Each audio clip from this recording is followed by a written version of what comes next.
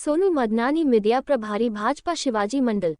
Raw freeze cold storage industrial area sector 16 Sikandra Jayant Mangrani. समाज को समर्पित सिंधु सेवा संगम गोपाल जी रस्क।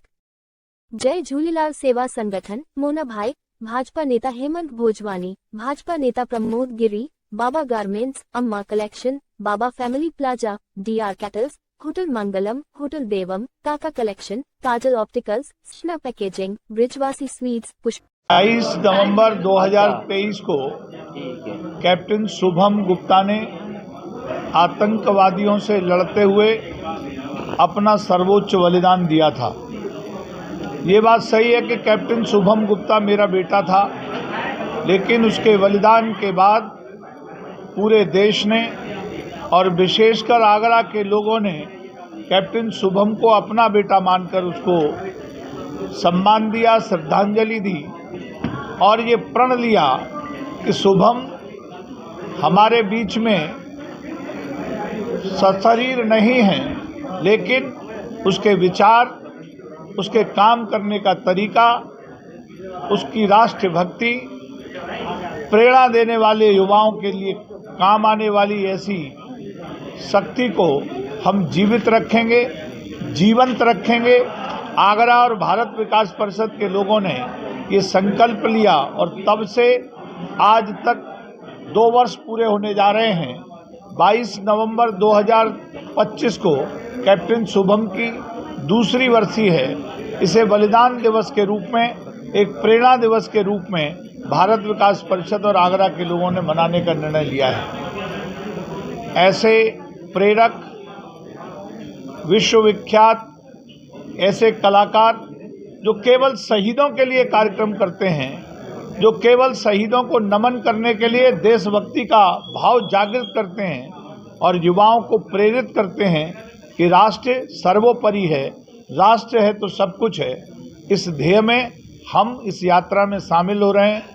भारत विकास परिषद के सहयोग से कैप्टन शुभम फाउंडेशन 22 नवंबर को जो आगरा के सूर्य सदन में कार्यक्रम कर रहा है, ये कार्यक्रम आम जनमानस के लिए पूरी तरह निःशुल्क है। सबको सम्मान के साथ इस कार्यक्रम में भागीदारी का अनुरोध है। इस कार्यक्रम में जो लोग रहेंगे वो प्रेरणा लें, देश को आगे रखें, राष्ट्र के प्रति समर्पण भाव रखें। और ये भी मैं बहुत सौभाग्यशाली मानता हूं अपने को कि कैप्टन शुभम गुप्ता ने बलिदान देने के साथ साथ कई काम किए हैं। हम जिस वर्ग से आते हैं उस वर्ग के लोग सेना में नहीं जाते।